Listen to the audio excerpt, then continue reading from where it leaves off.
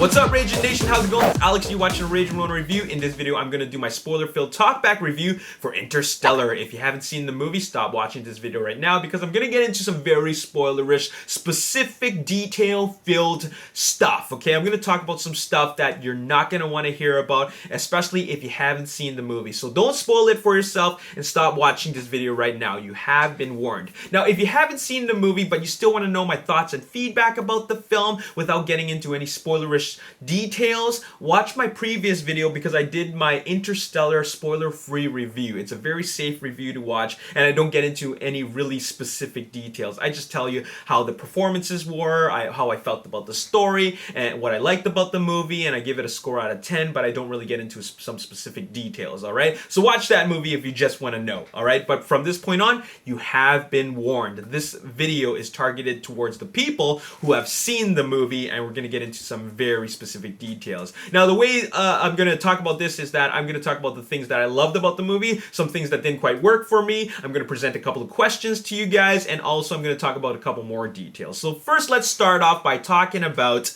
some things I loved about the movie. And the first thing I want to talk about is nothing really major, nothing really like that's truly like a big spoiler, but it's just something I forgot to mention in my spoiler-free review, and that is I love the chemistry between Cooper and Brent. That would be Matthew McConaughey's character and Anne Hathaway's character. I love their chemistry. I love the dialogue exchange. I love how that their moments of dialogue was truly that balance between a human story and all that scientific mumbo jumbo, okay? You know, all that scientific jargon that's very hard to understand. Their moments when they exchange dialogue is really our reminder of that there's a human story going on, okay? They remind us of the depth of their characters and why they're doing what they want to do, and they have their own specific motives. So anyways, I really love their chemistry, and actually, like I said in my spoiler-free review, I thought that this was one of Anne Hathaway's best performances to date. Now, let's talk about the best thing about the movie, and that is the space travel sequences. What I love about the space travel sequences is a lot of things, but one of them is the fact that most of the space travel sequences, if not all, were captured with IMAX cameras. And what they did is that they mounted the IMAX camera to the space shuttle, just like they do in the NASA documentaries that are out there, and it really gives us that really raw feel of what it's like to be in space, because not only is it's shot in the large film format like IMAX and 65 millimeter, presented in 70 millimeter, but it really reminds us of those NASA documentaries. I mean, when these NASA guys took the space shuttle to outer space, they really mounted cameras. But not only cameras, but IMAX cameras into outer space. And they do the exact same thing in Interstellar. So it's very, very cool. I like how they did that. Now, speaking of the space sequences, the most spectacular sequences are, of course, when they go through the black hole and the wormhole. And all the space travel scenes. They're so cool. Very, very awesome to watch. And you know what? I gotta say that the space travel sequences in Interstellar is probably the best I've ever seen done on film. Now I know that we've had movies like Star Wars and Star Trek, but that's all really fictional. And you know, and then there's movies like Armageddon where they slingshot, or like they use the moon's gravitational pull to slingshot around it to propel them towards the meteor. That was a really cool sequence. In fact, I think that was probably one of the best space travel sequences that I've ever seen. And then I saw Interstellar, and that totally tops it as being the most exciting space travel sequence I've ever seen in a space opera. So very, very cool. And of course, it looks so cool that when they're actually in the black hole and in the wormholes. That was something that's awesome, okay? It's so hard to describe, but what they presented to us was the most, I guess, accurate depiction of what a black hole or a wormhole would look like based on Kip Thorne's mathematical equations and theories, okay? We are supposed to believe that this is how it would look like. And I've never seen anything like that in my life. I've seen movies like The Black Hole and other films that involve interdimensional space travel, but it's nothing like I've ever seen in Interstellar, because the IMAX format really helps present that and brings it in our face. Like, it really puts us in the middle of all of that, and they do it so awesomely. So that's one of the best parts about the film, and that's probably the number one thing I loved about the film. But another thing that I love about the film is, of course, the surprises. There are all kinds of surprises. This is a Christopher Nolan film, so you kind of know what to expect, and at the same time you don't know what to expect.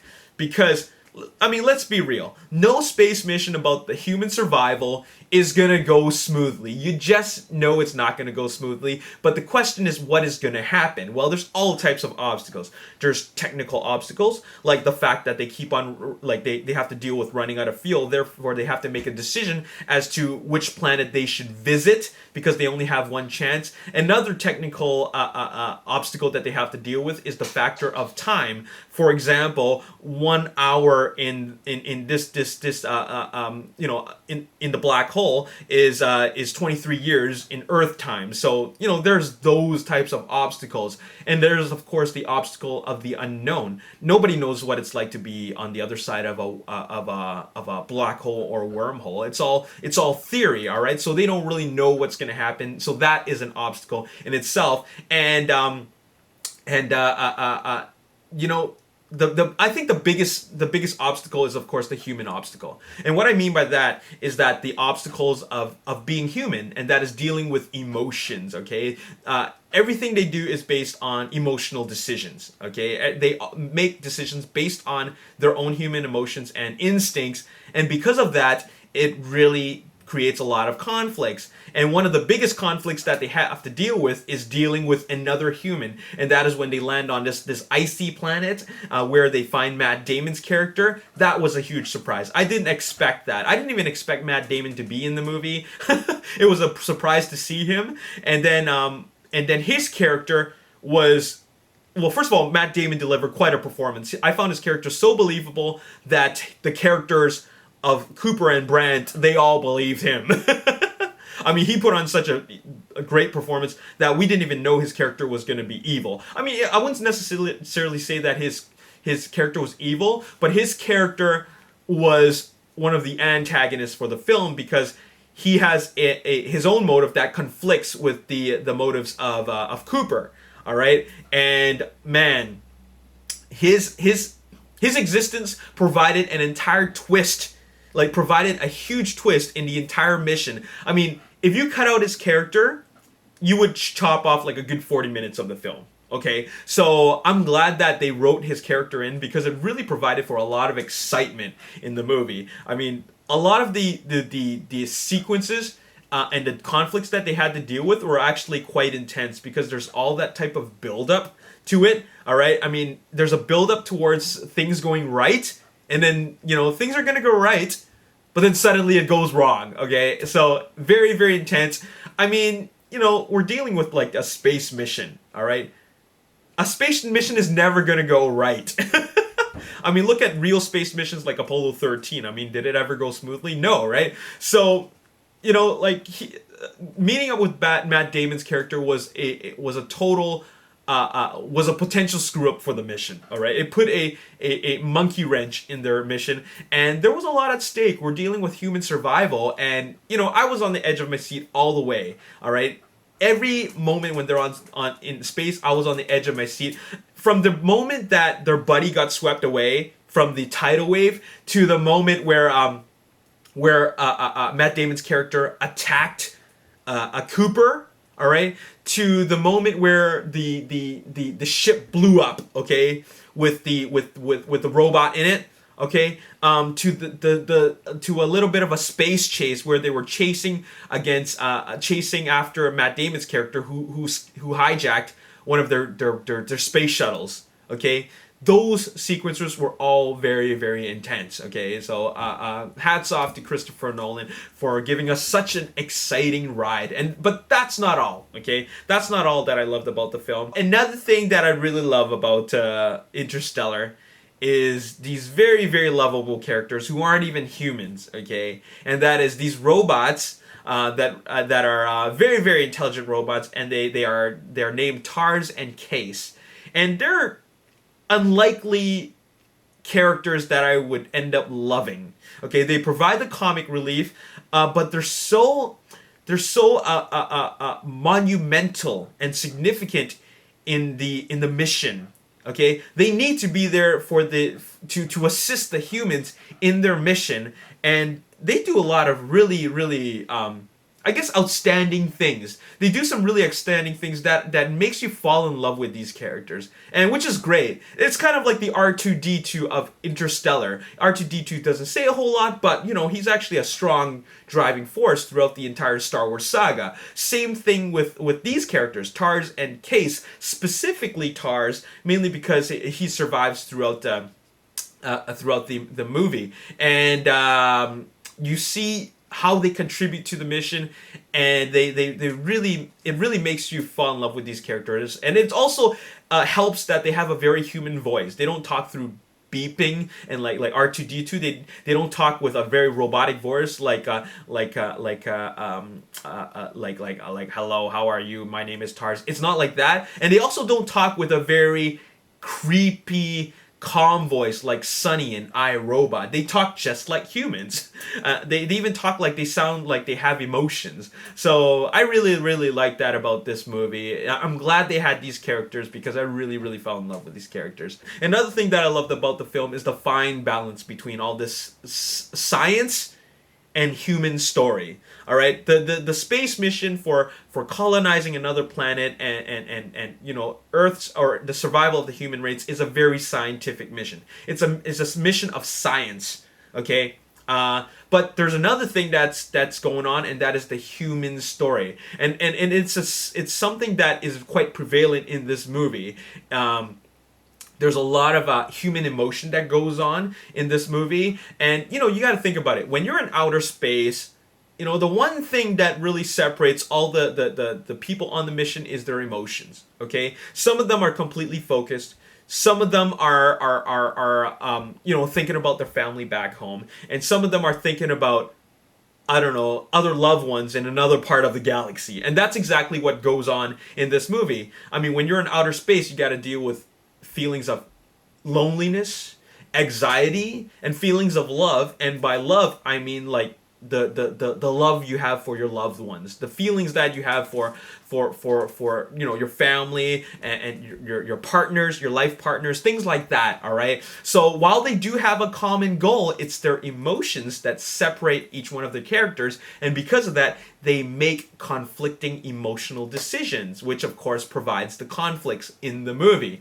All right, now this really makes me look at the bigger picture of Christopher Nolan's films, and that is, they're all very similar, and that is, they all deal with the theme of survival. Okay, Interstellar is about the survival of the human race, but at the same time, when you really think about it, we're more focused on the survival of Cooper so that he can reconnect with his daughter, because that, from the beginning of the movie, is the focus of the film. Now, when you look at movies like Inception, Cobb, played by Leonardo DiCaprio, he's fighting for survival in the dream so he can go see his kids again. And he wants to, he's struggling to fight very hard so that he doesn't get detained at the American border. All right, that's the last thing he wants. So he's fighting for that type of survival. Now, in movies like Insomnia, Al Pacino's character, who plays a cop, he's also fighting for survival, or for self-preservation, because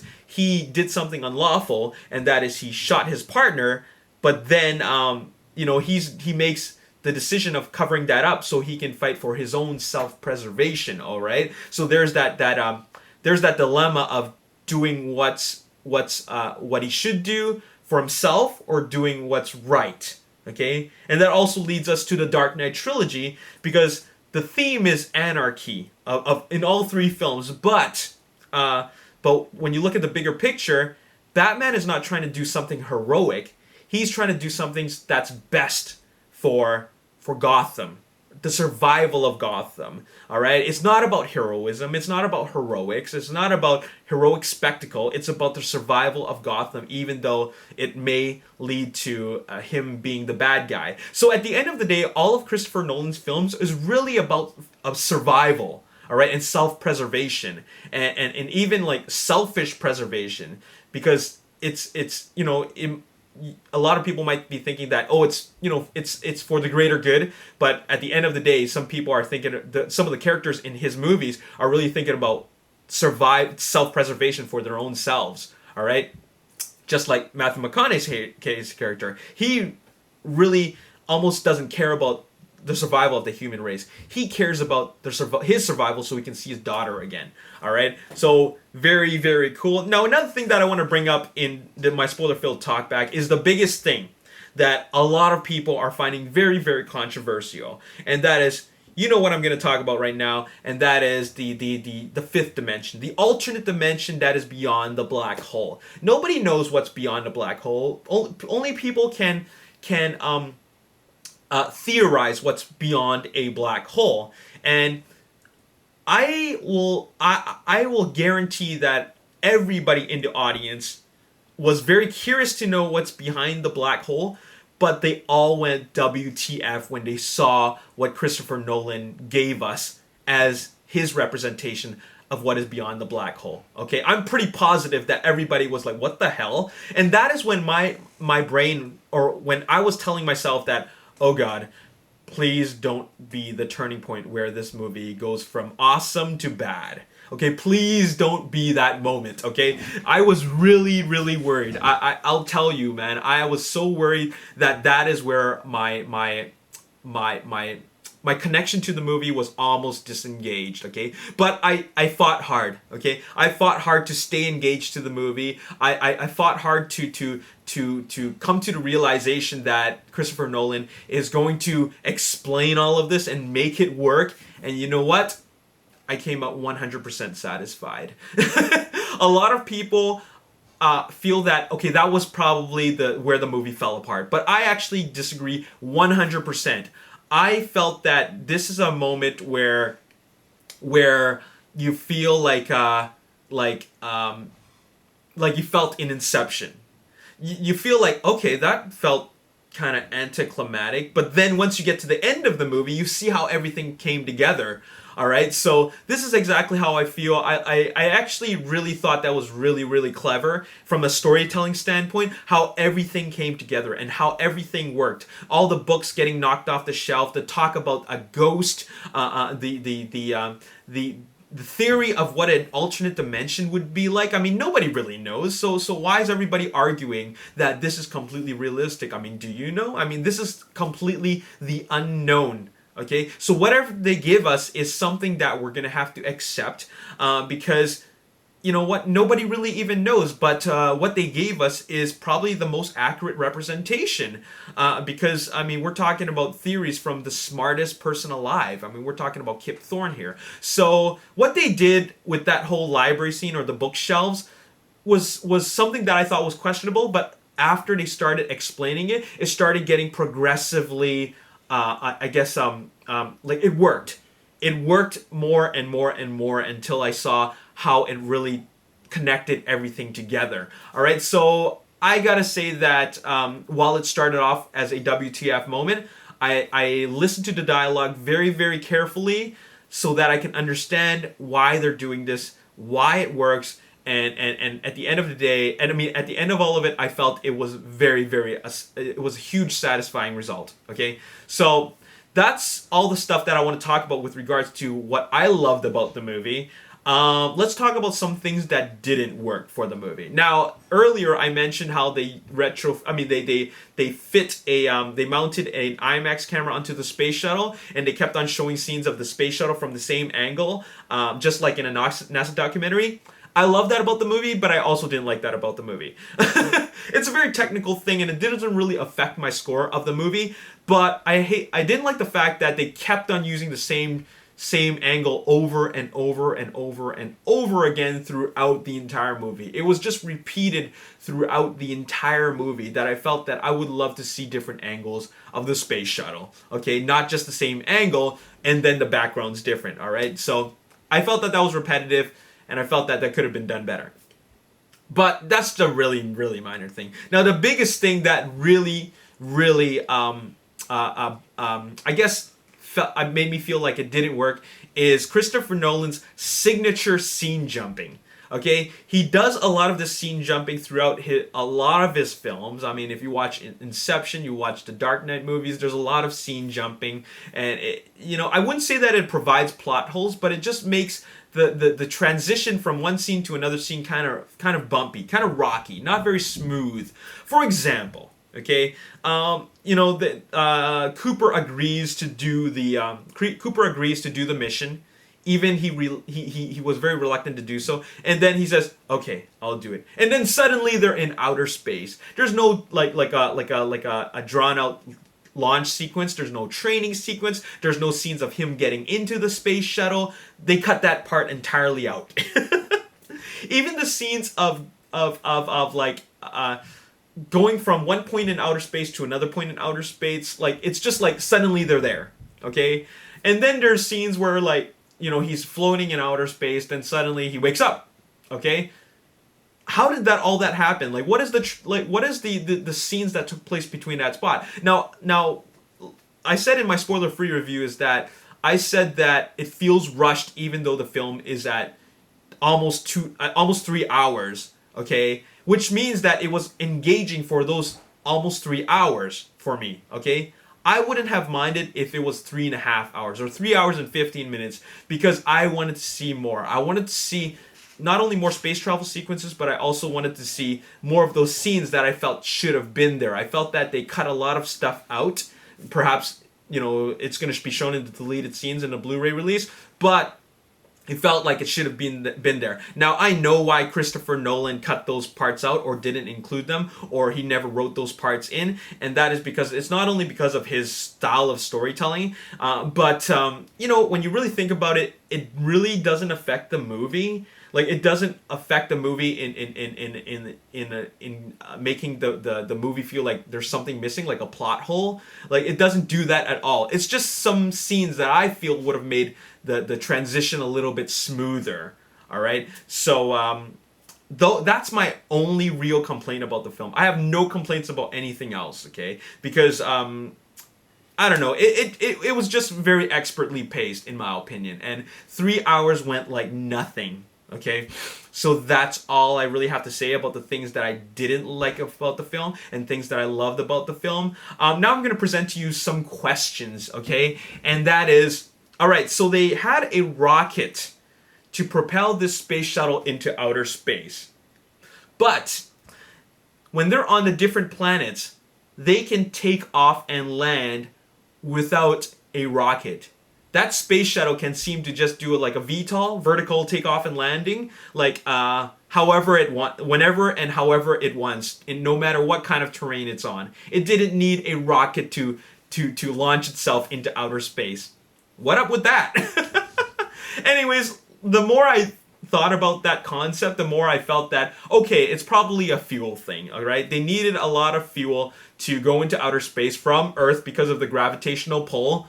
So that is why they needed a rocket to go from Earth to outer space with the rocket, okay? But in the other planets, they don't need a rocket, okay? Now, the other reason why I thought that could have worked is because on Earth, they need a rocket to show that it's a rocket launch, which happens, like every once in a while on Earth.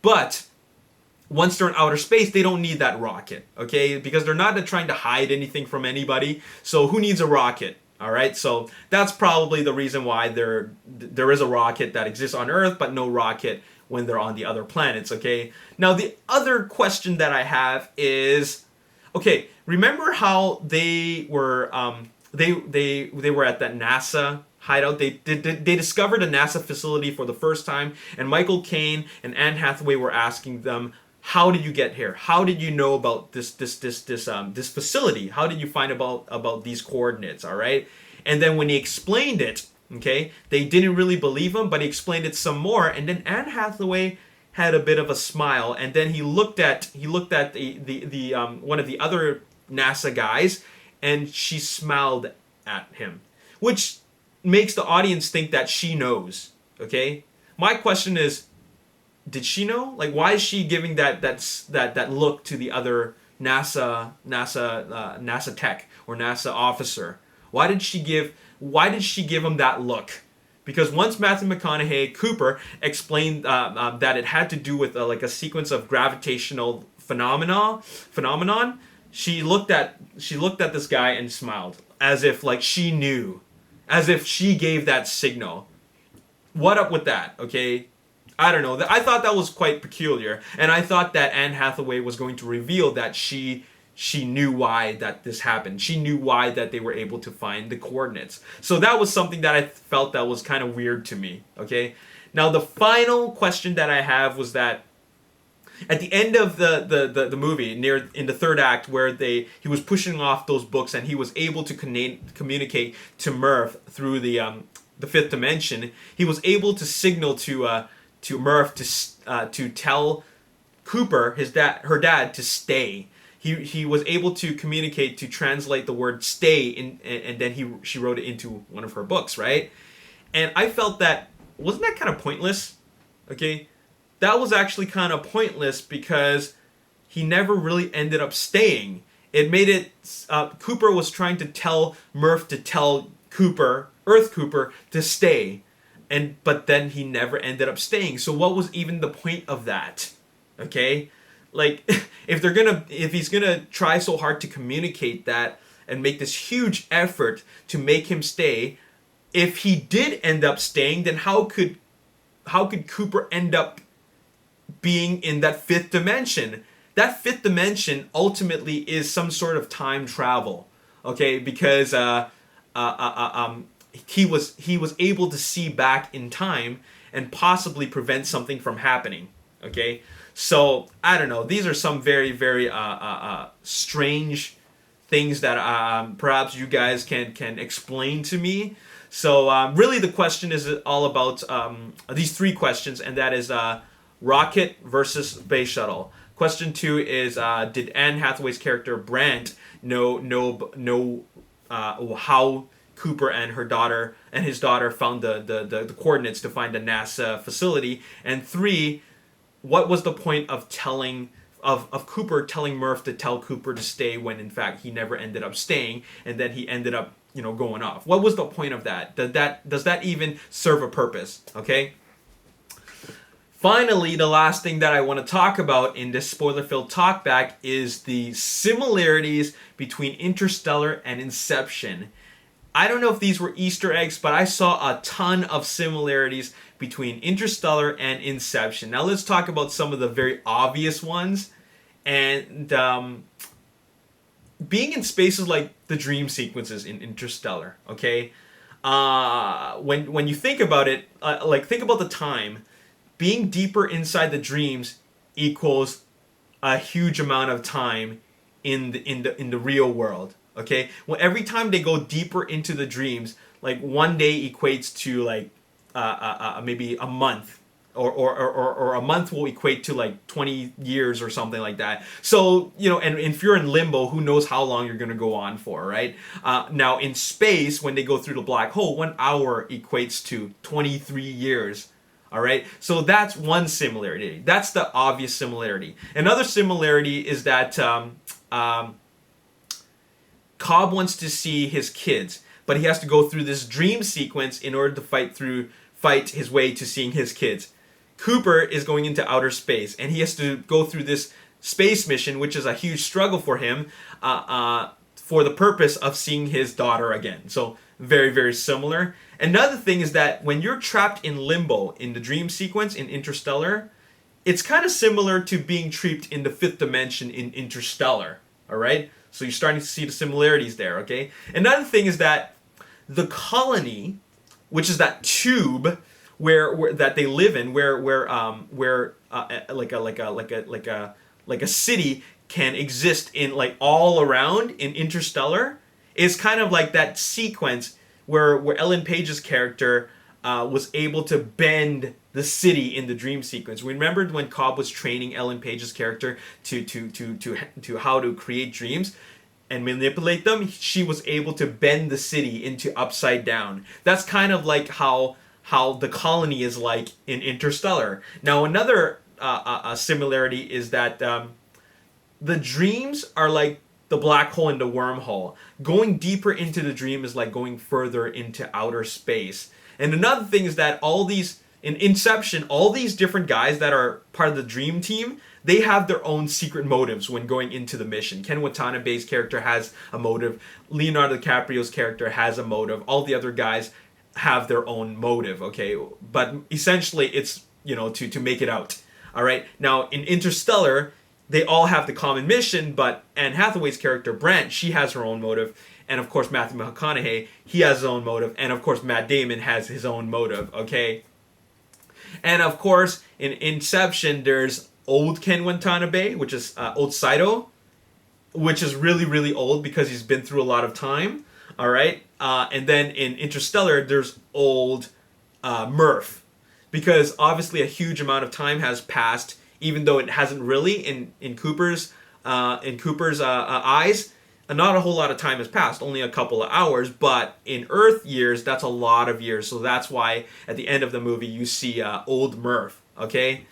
And then at the end of the movie, in Inception, Cobb just wakes up, and then at the end of Interstellar, Cooper just wakes up, okay? And of course, the endings are very similar to a lot of Christopher Nolan's movies. If you watch Interstellar, Inception, The Prestige, The Dark Knight Rises, they're all very, I wouldn't say, like, I mean, they are very epic endings, but the endings are a long sequence of revelations. Okay, if you watch the full ending, you know, it's in its entirety of each one of these films, Inception, Dark Knight Rises, The Prestige, and Interstellar, the endings, like the finale is essentially a drawn out sequence of revelations. Okay, so that's something that I found very, very similar, and that's all I got to talk about in this movie. All right, you know, that's really all I have to say about this movie. I've done my spoiler-free review. I told you my thoughts about it, and then now I've done my spoiler-filled talkback. And once again, I'm gonna leave you guys with these 3 questions, and that is, number 1. How can they travel through space without, or how can they take off, how can the space shuttle take off without a rocket? They needed a rocket to launch from Earth. How come they don't need rockets to launch themselves from those other planets? Let me know in the comment section below. Number 2, what was the explanation of Anne Hathaway's look to the other NASA guy when Cooper explained how they got to the facility, how they discovered the facility through this gravitational phenomenon that they discovered in his house? Okay, what was that look about? She smiled and looked at another NASA officer or NASA scientist. Okay, it almost gave us the audience the idea that she knew. What was that all about? Okay. And finally, number 3 was what was the purpose in trying to in Cooper in the 5th dimension trying to tell Murph to tell Earth Cooper to stay? What purpose did that serve? Considering the fact that he didn't stay, okay? Considering the fact that he didn't change the future, he left anyways. And even if he did stay, how would Cooper have Cooper ended up in that 5th dimension? Because if he stayed, none of that 5th dimension sequence would exist. So I think that's a flaw in time travel, okay? Because essentially, being in the wormhole or the black hole is some sort of time travel. It's just without without a time machine. But it essentially is time travel because he's able to look back into the past. Okay, so there you have it. That's all I got to say in this video. Please answer those questions for me and also talk about any spoiler-filled details that you wish to share with me in the comment section below. As always, if you enjoyed this video, hit the like button, subscribe to the YouTube channel, like me on Facebook, The Ragin Nation, and follow me on Twitter at Ragin Nation. My name's at The Ragin Nation. My name is Alex. Thanks for watching. I'll see you next time. Peace. Therapist, and they said, okay, guys, what do we know about interstellar space travel? Let's write it all down. And they talked about it all day and all night, and they talked